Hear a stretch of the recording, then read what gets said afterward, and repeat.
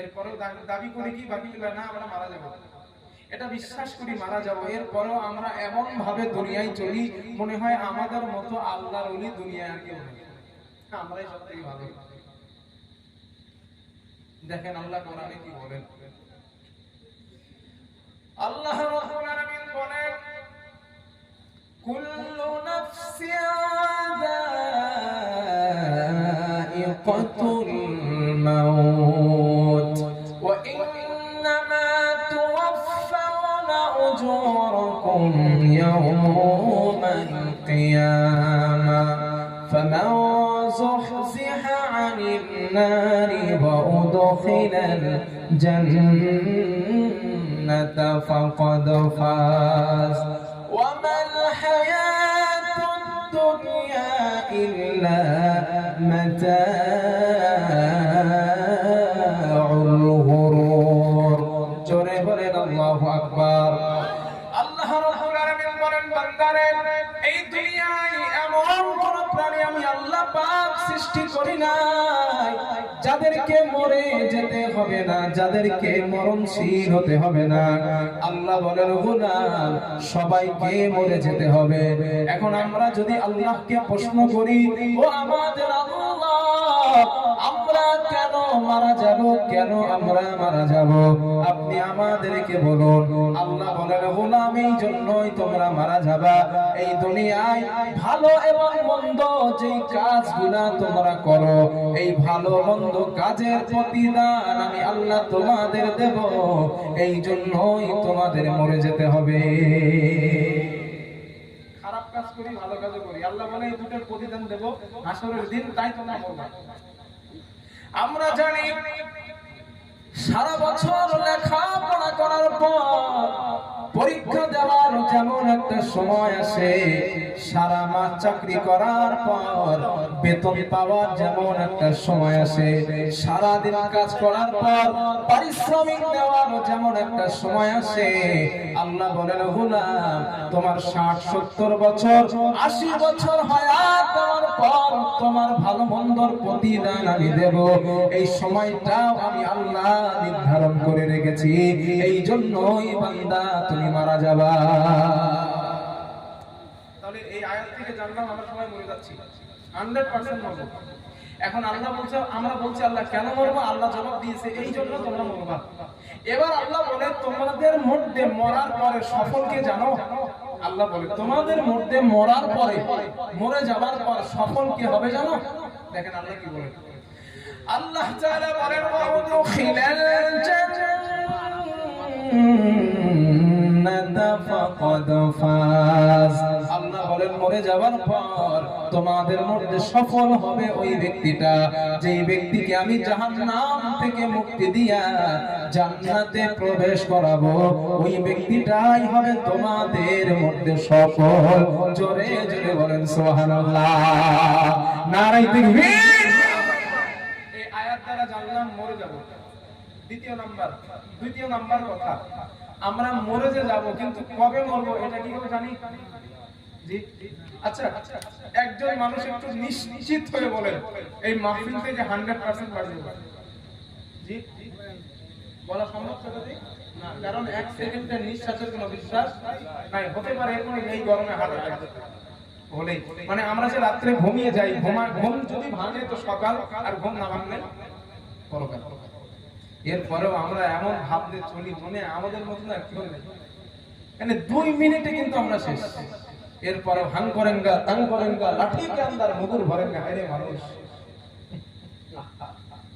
আল্লাহ বলে তোমরা কবে মরবা, কখন মরবা, কিভাবে মরবা, বেঈমান হয়ে মরবা না কাফের হয়ে মরবা, এই ব্যাপারে তোমাদেরকে নিশ্চয়তা দেওয়া হয় নাই। দেখেন আল্লাহ কি বলেন, আল্লাহ রাব্বুল আলামিন বলেন ইন্নাল্লাহা ইনদাহু ইলমুস সাআ ওয়া ইউনাজ্জিলুল গায়সা ওয়া ইয়া'লামু মা ফিল আরহাম ওয়া মা তাদরি নাফসুম মাযা তাকসিবু গাদা ওয়া মা তাদরি নাফসুম বিআইয়ি আরদিন তামুত ইন্নাল্লাহা লাতীফুন খবীর। জোরে বলেন আল্লাহু আকবার।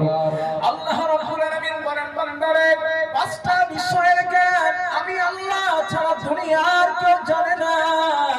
আমি আল্লাহ দুনিয়ায় পাঁচটা বিষয়ের জ্ঞান আমি আল্লাহ কাউকে দিই নাই, আমার রাসূলকেও দিই নাই।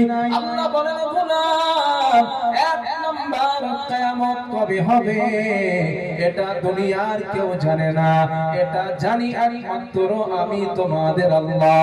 দুই নাম্বার ওয়ায়ুনাসিলুল গায়স, পানি কোথায় কখন কতটা বর্ষণ হবে এটা দুনিয়ার কেউ জানে না, জানি আমি একমাত্র তোমাদের আল্লাহ। তিন নাম্বার ওয়ায়ালামু মা ফিল আরহাম, সন্তান মায়ের রেহামে গর্ভের মধ্যে ভালো হবে না মন্দ হবে এটা দুনিয়ার কেউ জানে না, জানি একমাত্র আমি তোমাদের আল্লাহ। চার নাম্বার ওয়ামা তাদরি নাফসুম মাযা তাকসিবু গাদা, আগামীকাল কিসে কি উপার্জন করবে এটা দুনিয়ার কেউ জানে না। আল্লাহ বলেন জানি একমাত্র আমি তোমাদের আল্লাহ। পাঁচ নাম্বার ওয়ামা তাদরি নাফসুম বিআইয়ি আরদিন তামুত, তুমি কোথায় কখন কি অবস্থায় মারা যাবা এটা দুনিয়ার কেউ জানে না, জানেন একমাত্র আমাদের আল্লাহ। জোরে জোরে বলেন সুবহানাল্লাহ। এই পাঁচটা জ্ঞান কাউকে দেওয়া হয় না, স্বয়ং রাসূল সাল্লাল্লাহু আলাইহি ওয়াসাল্লামকে দেওয়া হয় না। আপনারা ইমাম মালিক রাহমাতুল্লাহ আলাইহির নামটা শুনেছেন না? চার ইমামের এক ইমাম ইমাম মালিক রাহমাতুল্লাহ আলাইহি, উনি আল্লাহর কাছে সব সময় দোয়া করতেন মাতা আমুতু, আল্লাহ আমি কবে মারা যাব আল্লাহ আপনি আমার একটু বলে দেন, সব সময় দোয়া করতেন। উনি ছিলেন মদিনার ইমাম, ওনার ইচ্ছা ছিল উনি মদিনার মধ্যে থেকেই মরবেন, মদিনার বাইরে যাবেন না। এখন মদিনার বাইরের মানুষগুলো ইমাম মালিক রাহমাতুল্লাহ আলাইহিকে পেড়াপেড়ি করেন আর বলেন আপনি এত বড় আলিম, আপনি এত বড় ফাকিহ, আপনি শুধু মদিনায় থাকেন, মদিনার বাইরে আসেন না, আপনি তো মদিনার বাইরে আসলে আপনার কাছ থেকে দ্বীনের কিছু কথা আমরা জানতে পারতাম। ইমাম মালিক রাহমাতুল্লাহ আলাইহির ভয় ছিল আমি যদি মদিনার বাইরে যাই ওই দিন যদি আমার মৃত্যু হয়, কারণ আমি তো জানি না আমি কবে মারা যাব। এই জন্য আল্লাহর কাছে দোয়া করতেন মাতা আমুতু, আল্লাহ আমি কবে মারা যাব এটা আমার একটু বলে দেন। ইমাম মালিক রাহমাতুল্লাহ আলাইহি এই দোয়া করেন, হঠাৎ একদিন রাতের বেলা রাআহু ফিল মানাম রাসূলুল্লাহ সাল্লাল্লাহু আলাইহি ওয়াসাল্লাম, একদিন রাতের বেলা ইমাম মালিক রাহমাতুল্লাহ আলাইহির সঙ্গে আর আল্লাহর নবীর সঙ্গে স্বপ্নে দিদার নসিব হয়ে যায়। জোরে জোরে বলেন সুবহানাল্লাহ। ইমাম মালিক আল্লাহর নবীকে প্রশ্ন করলেন ইয়া রাসূলুল্লাহ মাতা আমুতু ইয়া রাসূলুল্লাহ, ও আল্লাহর নবী আমি কবে মারা যাব এটা আপনি আমাকে একটু বলে দেন, আমি কবে মারা যাব, মারা যাবার ব্যাপারটা আপনি আমাকে জানিয়ে দেন। হাদিস তাফসীরে লেখা হয়েছে আরাহু ফিল মানাম খামসাতা আসাবিয়া, আল্লাহর নবী হাতের 5 আঙ্গুল উঁচু করে ইমাম মালিককে দেখিয়ে দিলেন আর বললেন ইমাম মালিক রাহমাতুল্লাহ আলাইহি ঘুমটা ভেঙে যায়। উনি এই স্বপ্নের ব্যাখ্যা নিজে বুঝতে পারলেন না, ওনার জামানায় স্বপ্নের বড় তাবির কারক বেঁচে ছিলেন আল্লামা শিরিনি রাহমাতুল্লাহ আলাইহি। উনি ওনার শাগিরদকে বললেন যাও আল্লামা শিরিনিকে জিজ্ঞেস করবা এই স্বপ্নের ব্যাখ্যাটা কি হবে।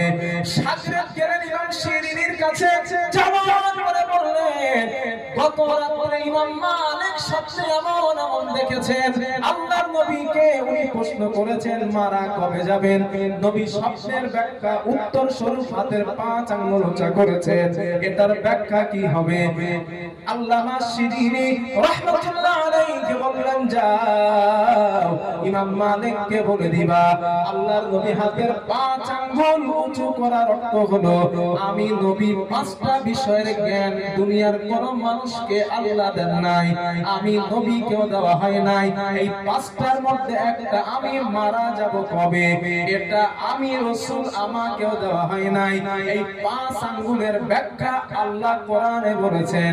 এক নাম্বার কিয়ামত কবে হবে আমি নবীও জানি না। দুই নাম্বার পানি কোথায় কখন বর্ষণ হবে এই জ্ঞান আমি নবীকেও দেওয়া হয় নাই। তিন নাম্বার মায়ের রেহামে সন্তান কেমন হবে এটা আমি নবীকেও দেওয়া হয় নাই। চার নাম্বার সে কি উপার্জন করবে এটা আমি নবীকেও দেওয়া হয় নাই। আর কে কোথায় কখন কি অবস্থায় মারা যাবে এই ইলম এই জ্ঞান আমি নবীকেও দেওয়া হয় নাই। এই হাতের পাঁচ আঙ্গুলের ব্যাখ্যা হলো তুমি কবে মারা যাবে এটা দুনিয়ার কেউ জানে না, জানেন একমাত্র আমাদের আল্লাহ। আল্লাহই জানে। তাহলে এক নাম্বার আয়াত থেকে জানলাম কবে মারা যাব জানি না। দুই নাম্বার ইমাম মালিকের জীবন থেকে জানলাম কবে মারা যাব জানি না। তিন নাম্বার নবীর স্বপ্নের ব্যাখ্যা স্বরূপ উত্তর স্বরূপ জানলাম কবে মারা যাব জানি না। তাহলে এক নাম্বার আয়াতে মারা 100% যাচ্ছি। দুই নাম্বার কবে মরবো এটা কেউ নিশ্চিত না। তিন নাম্বার কথা মারা যাওয়ার জন্য নির্দিষ্ট সময় আল্লাহ বেঁধে দিয়েছেন। হতে পারে আজ রাত্রে মরে যাব, হতে পারে, কারণ নির্দিষ্ট সময় আমাদের বাধা আছে। দেখেন আল্লাহ কি বলেন। আল্লাহ রাব্বুল আলামিন বলেন ফাইদা জাআ আজালুহুম লা ইস্তাখিরুনা সাআতাও ওয়ালা ইস্তাকদিমুন। আল্লাহ রাব্বুল আলামিন বলেন বান্দারে ও আমার বান্দা আমি আল্লাহ তোমার জন্য নির্দিষ্ট সময় বেঁধে দিয়েছি। তোমার মৃত্যুর সময় যখন এসে যাবে একটা সেকেন্ডও আগানো হবে না, একটা সেকেন্ডও পিছানো হবে না। নির্দিষ্ট সময় মালাকুল মউত তোমার জীবন কবজ করে নিয়ে চলে যাবে। এখন আপনারা যদি বলেন, আমি যদি বলি ভাই বর্তমান দুনিয়ায় তো ঘুষের কারবার আছে না নাই? এখন যদি বলেন বাকি বিল্লাহ মালাকুল মউত জাহান কবজ করতে আসলে বলবো মালাকুল মউত 2 লাখ টাকা ঘুষ দিচ্ছে, একটু 10 মিনিট সময় দেন। হ্যাঁ হবে কি বলেন? হ্যাঁ সব তো দুনিয়াতে ঘুষ ঘুষ ঘুষ দিলেই সব শেষ। মামু আছে যার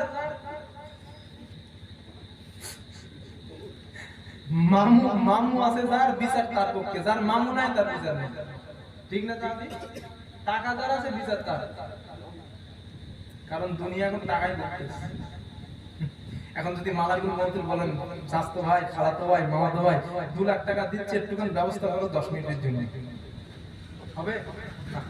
আল্লাহ গ্রেট সিগন্যাল দিয়েছেন না না না না, একটা সেকেন্ড আগানো হবে না, একটা সেকেন্ড পিছানো হবে না। যতই তোমার মানে ঘুষ চলবে ততদিন, নিঃশ্বাস আছে যতদিন, মালাকুল মউত হাজির তো ঘুষের কারবার শেষ।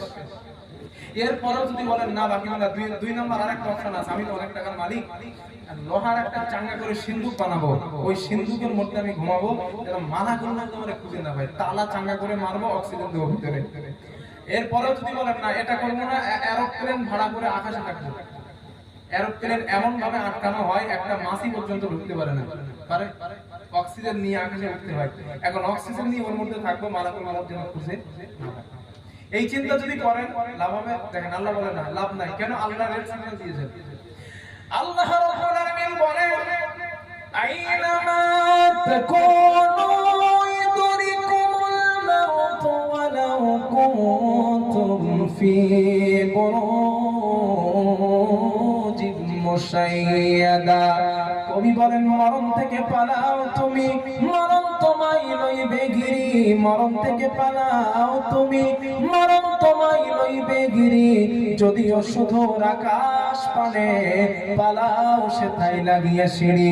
এ মহারোগের চিকিৎসক নাই, নাই সে ঔষধ জগতে, ঘুরিয়া কাতর করিলে কি হবে, পারিবে না তারে ফেরাতে। আল্লাহ বলেন মরণ থেকে বাঁচার জন্য তুমি যদি সিন্ধুকের মধ্যে লুকাও, মালাকুল মউত তোমাকে ওখান থেকে সবল মেনে নিয়ে আসবে। আসমানে যদি লুকাও, ওখানে লুকায়া কোনো লাভ নাই, ওখানে মালাকুল মউত তোমাকে অ্যাটাক করবে। আপনারা মাইকেল জ্যাকসনের নাম শুনছেন? মাইকেল জ্যাকসন আমি গোগলের জীবনে পড়ছি, আমি বিরাট পৃথিবীর শ্রেষ্ঠ ডান্সার, সেটা পড়ে দেখি তো। এখন ওর জীবনে পড়ে দেখি, ওনার কাছে 7টা করে ডাক্তার থাকতো সবসময়। ওনার আশেপাশে স্টেজে প্রোগ্রাম করতে যাবে 7টা ডাক্তার, যেন হার্টের কোনো সমস্যা না হয়, রক্ত চলাচলের কোনো প্রবলেম না হয়, অক্সিজেনের কোনো ঘাটতি না হয়। প্রতিটা মুহূর্ত মাইকেল জ্যাকসনের সঙ্গে 7টা করে বড় মাপের ডাক্তার নিয়োজিত থাকতো। আর রাতের বেলা ঘুমাইতো কিভাবে জানেন? কাঁচের ঘর, গ্লাস বদ্ধ ঘর, ওর মধ্যে অক্সিজেন দেওয়া, যেন রাতের বেলা অক্সিজেনের ঘাটতি হয়ে মাইকেল জ্যাকসন যেন মারা না যায়, ওইভাবে ঘুমাইতো। হঠাৎ দেখি একদিন রাতের বেলা, ডাক্তাররা পাশে সবাই আছে, রাতের বেলা দেখে সকালবেলা মাইকেল জ্যাকসন নাই, ঠুস ছেড়ে গেছে। ডাক্তাররা চিন্তা করলো কি ব্যাপার, আমরা তো সব হাজির, মরলো কিভাবে বেটা, মরে কি করে? কাঁচের গাছ বদ্ধ ঘর ভালো করে খুঁজে দেখে, কোনো তো জায়গায় ঢোকার কারবার নাই, কোনো জায়গায় যাওয়ার জায়গা নাই, কোনো জায়গায় ফাঁক কিচ্ছু নাই, তো মওতটা হলো কিভাবে? এই রিসার্চ করতে করতে বিজ্ঞানীদের মাথা আজ খারাপ। হাই হাই, জীবনে এত কিছু রিসার্চ করলাম, এত কিছু গবেষণা করলাম, কিন্তু রূহ দেখতে কেমন, রূহর আকার কেমন, রূহ কেমন দেখা যায়, এটা তো আবিষ্কার করতে পারি না। আল্লাহ বলে কেমনে আবিষ্কার করবা? কেমনে আবিষ্কার করবে তোমরা? আল্লাহ বলেন ইয়াসআলুনাকা আনির রূহ কুলির রূহু মিন আমরি রাব্বি। ও নবী, মক্কার মানুষেরা আপনাকে রূহ সম্পর্কে প্রশ্ন করে, আপনি বলেন কুলির রূহু মিন আমরি রাব্বি, রূহ তো তোমার রবের হুকুম, তোমার রবের অর্ডার। এই রবের অর্ডার মানুষের মধ্যে আসে, আবার রবের অর্ডারে মানুষের মধ্যে থেকে বার হয়ে যায়। ও বিজ্ঞানীরা, তোমরা আমার অর্ডার খুঁজবা কেমনে বলো?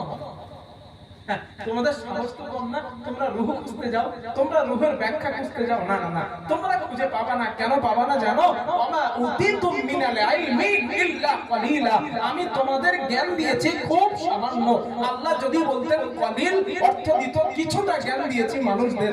আল্লাহ বলেন না, কলিলা, খুব সামান্য জ্ঞান আমি তোমাদের দিয়েছি। এই সামান্য জ্ঞানে তোমরা রূহের ব্যাখ্যা খুঁজবা, ব্যাখ্যা তোমাদের সাহস তো কম না।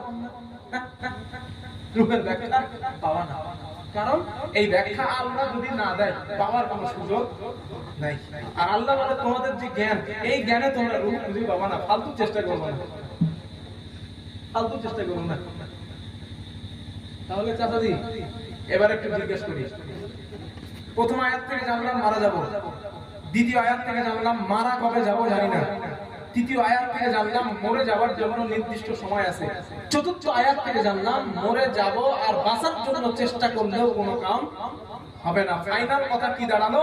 মানুষ যা আছে সবাই শেষ।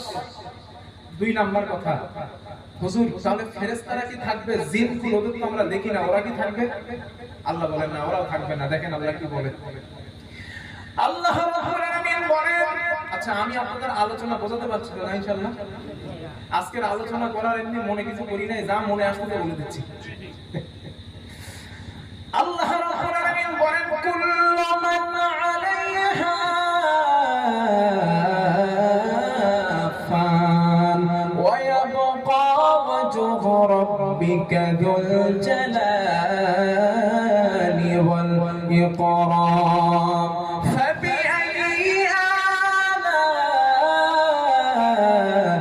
ربكما تكذبان। জোরে বলেন আল্লাহু আকবার।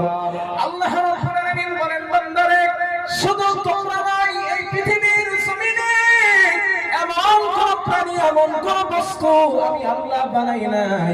ফেরেশতা কুল, নবমণ্ডল, ভূমণ্ডল, নক্ষত্ররাজি, চন্দ্র সূর্য, জীব যত কিছু বানালাম সবগুলো একদিন লন্ড ভন্ড হয়ে যাবে, সবগুলাকে আমি শেষ করে ফেলবো।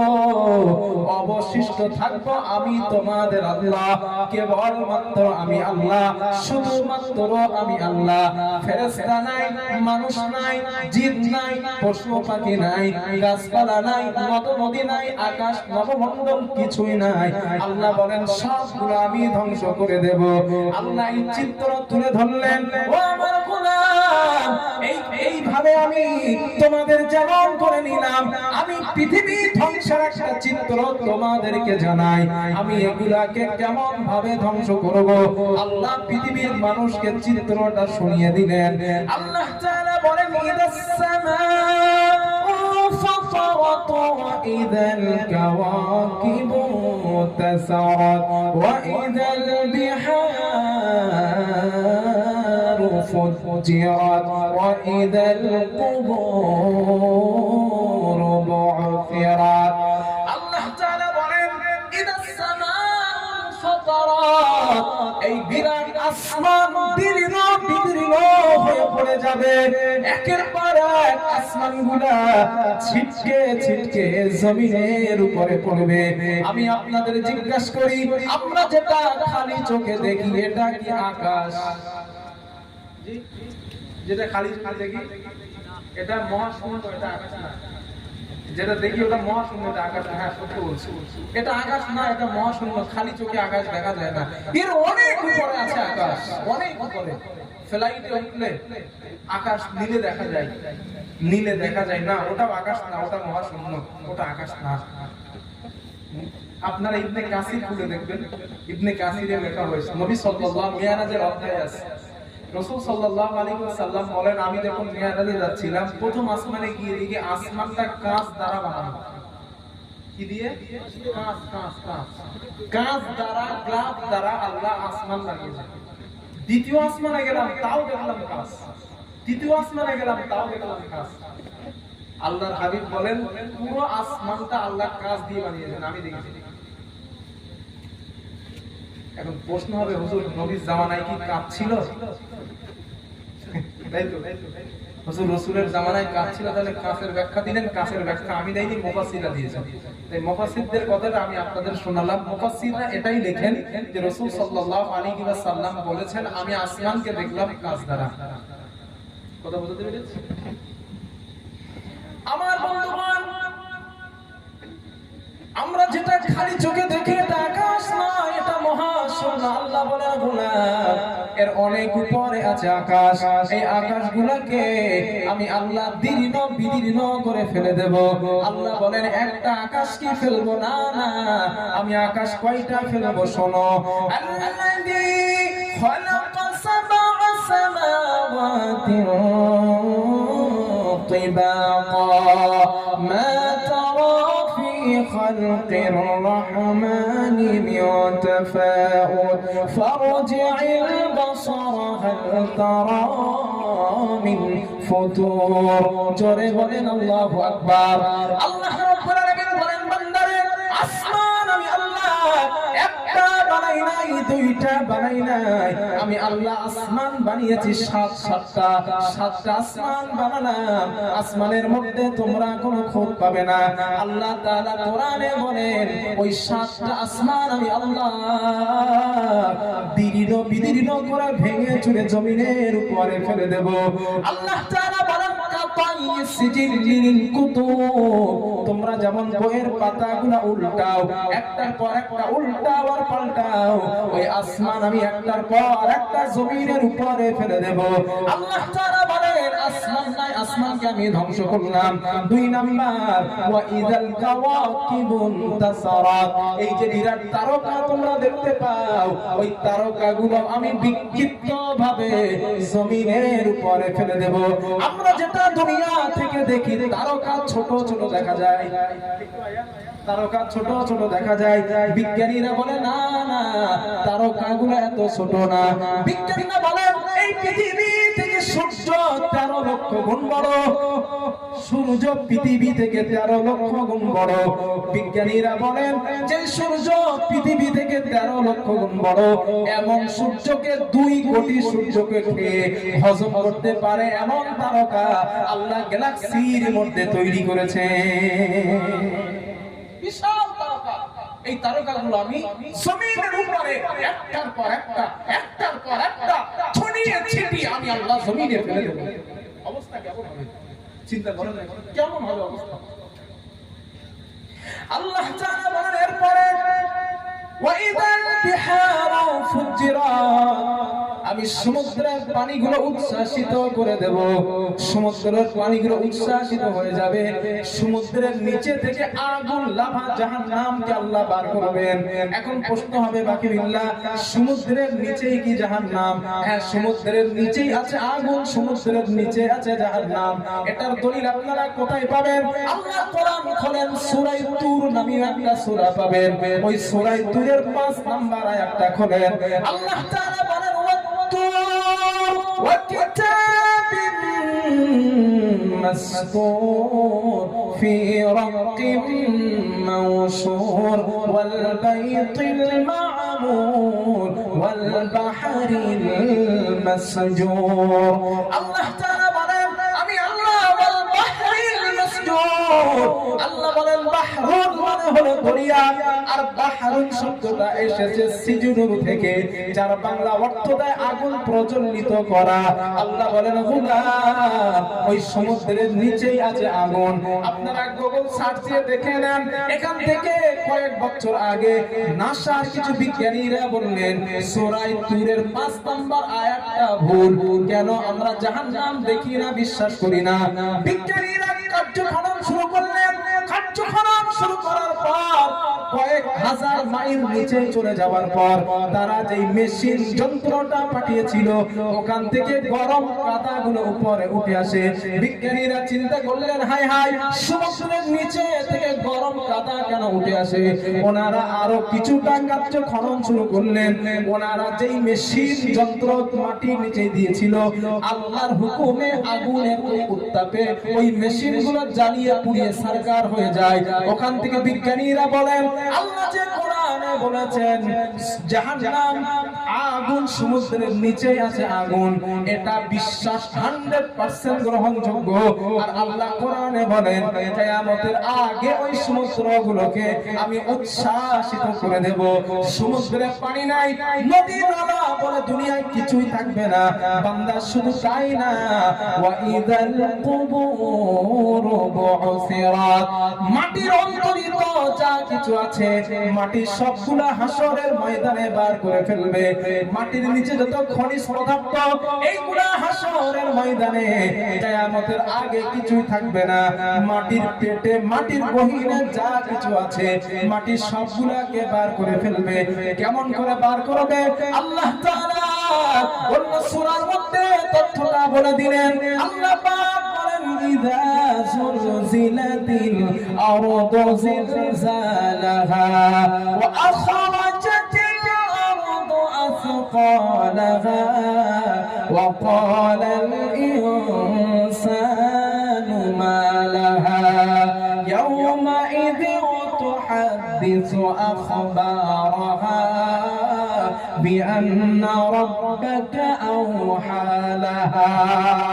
আল্লাহ রাব্বুল আলামিন বলেন, বান্দারে, যেদিন এই দুনিয়া প্রচন্ড কম্পন হতে থাকবে, পৃথিবী কাঁপার কারণে, কম্পন হবার কারণে পৃথিবীর অন্তরিত যা কিছু আছে, মাটির নিচে যা কিছু আছে, মাটি সবগুলাকে বার করে ফেলবে। সমুদ্রের তলদেশে যা আছে সব বার হয়ে যাবে। আল্লাহ বলেন, এই পৃথিবী কাঁপার কারণে মানুষগুলা বলবে, ও দুনিয়া, তুমি কেন কাঁপো? কেন তোমার কাঁপনি হয়েছে? পৃথিবীর জবান খুলে যাবে। পৃথিবীর মানুষ, পৃথিবী দুনিয়া মানুষকে বলবে, বিআন্না রাব্বাকা আওহা লাহা, আমার রবের ওয়াদার হয়ে গিয়েছে, আমার আল্লাহর ওয়াদার হয়ে গিয়েছে, এই জন্য আমি পৃথিবী কাঁপি, আমার অবস্থা এমন। আল্লাহ বলেন, এই সৃষ্টি, এই সিস্টেম, এই পদ্ধতি আমি আল্লাহ কিয়ামতের আগে অবলম্বন করব। চন্দ্র নাই, সূর্য নাই, নক্ষত্র নাই, আকাশ নাই, জমিন নাই, গাছপালা কিচ্ছু নাই, সব শেষ। পাহাড়গুলো থাকবে, আল্লাহ বলেন না পাহাড়ও থাকবে না। কোরআনের সূরা আন-নাবার মধ্যে আল্লাহ বলেন, ওয়াল আরদা ওয়াল জিবালা আওতাদা, আমি পাহাড়গুলোকে পেরেকের মতো জমিনে মেলে দিয়েছি। আপনারা যখন কোনো তক্তায় বা কাঠের উপরে পেরেক মারেন, পেরেকের মাথা দেখা যায় না? একটা সাধারণ একটা বিষয় শিখিয়ে দেয় আপনাদের। যখন আপনারা পেরেক মারেন, পেরেকের মাথাটুকু দেখা যায়, তাই তো? আল্লাহ পাহাড়কে আল্লাহর ভাষায় আল্লাহ পেরেক বলেছেন। আউতাদা, আমি পাহাড়কে পেরেকের মতো পুঁতে দিয়েছি। তাহলে পেরেক আমরা সাধারণত মানলে শুধু মাথা দেখা যায়। আজ বর্তমান পৃথিবীতে যত পাহাড় আছে, আপনারা আসাম রাজ্যে যাবেন প্রচুর পাহাড় আছে, মেঘালয় যাবেন প্রচুর পাহাড় আছে। আমি আসামে তো 3-4 মাস করে থাকি, বছরে 2-3 মাস থাকি, তো ওদিকে আমি দেখেছি।